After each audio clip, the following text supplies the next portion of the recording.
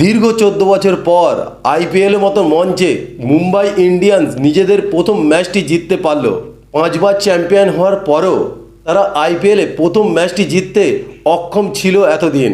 ২০২৬-এর আইপিএলের দ্বিতীয় ম্যাচটিতে কেকেআরের টিমের মধ্যে কোনো কমতি ছিল না। কেকেআর প্রথমে ব্যাট করতে নেমে মুম্বাই ইন্ডিয়ান্সের বড় বড় তাবড় বোলারদের তুলোধনা করে দিয়েছিল। রাহানে, রঘুবংশী এবং রিঙ্কু সিংরা ২০ ওভার শেষে ২২০ রানের টার্গেট দেয়।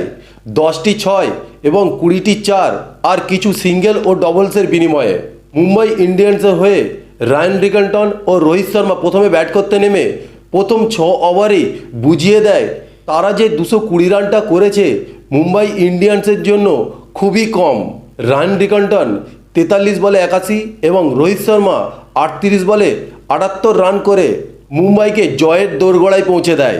দর্শক, তবে মুম্বাই ইন্ডিয়ান্স ২০২৬-এ খেলতে নেমেছে যেন লাস্ট ৫ বছরে ট্রফি জয়ের খরার পূরণ করতে। দর্শক কি বলবেন, মুম্বাই ইন্ডিয়ান্স কি ২০২৬-এ ট্রফি জয় করতে পারবে?